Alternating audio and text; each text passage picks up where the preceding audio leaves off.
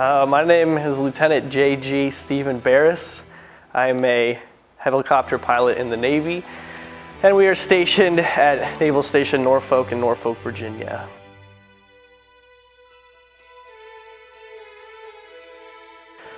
Well, some people say that I have an extremely dangerous job. There's several times where I've been out flying and we've had some kind of malfunction that potentially could be a deadly situation. About 6 months ago, I was flying down in Milton, Florida on a training flight, and our transmission lost all of its fluid when we were over the runway. When you lose all the fluid in the transmission could run from anywhere from 10 seconds to 30 minutes. So if we hadn't had any other malfunctions on the aircraft, we would have been 4,000 feet over the water, but we lucked out and happened to be over the runway. And when we got back, it was a situation where I guess the instructor knew it was a lot worse than I thought it was, and he said that we were all lucky to be alive. So definitely a time when God played a role in that situation.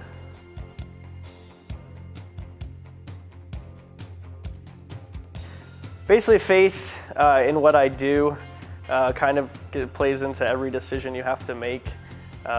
Being a leader in the military is all about following a moral compass and making sure that what you do, no matter if you're at work or not at work, sets an example for you as well as the command that you serve. And living in faith kind of aligns with those moral guidelines for leading people.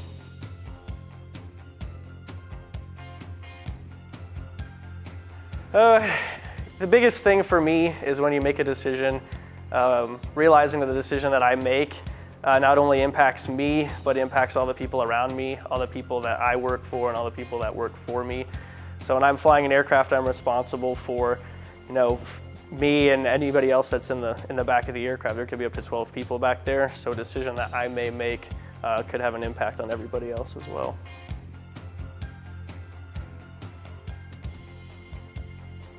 Well, the big thing with my fellow officers and other pilots that I work with is we're all looking to accomplish one common goal. So if there's someone that's struggling, it doesn't matter because I'm going to have to get in an aircraft with them anyways.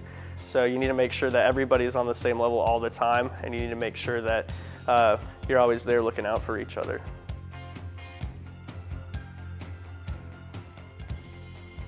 You can pray for our safety. You can pray that we make the right decisions in the people that we spend our time with and the people that we lead, as well as personally. You can pray for our family and in any upcoming deployments that we're safe and everybody at home stays safe and well as well.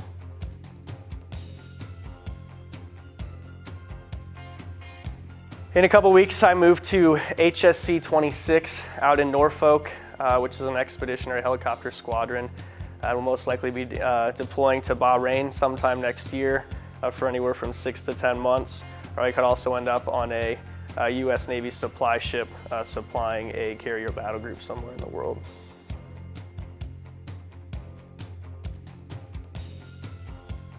If I am deployed to Bahrain, I would be a land-based, basically a support helicopter. So when ships come over into the Middle East, we can fly cargo, passengers, anything like that out to the ships, as well as do SEAL transport and other personnel transport as well, and mail, if people get mail.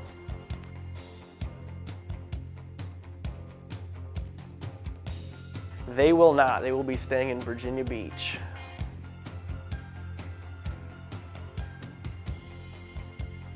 Regardless of how you interpret or what your opinion is on our United States foreign affairs, the most important thing is to support the soldiers and their families that are over there fighting because they need it, and they're especially going to need it when they get back home.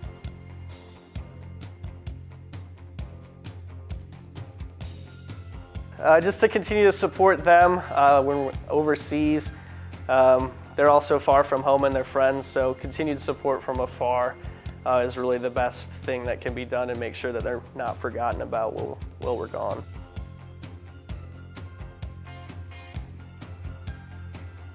Family and faith, appreciate the support they give us, and it's a nice home away from home especially for me, but it's a nice place to come back to when we're back in town. We love you.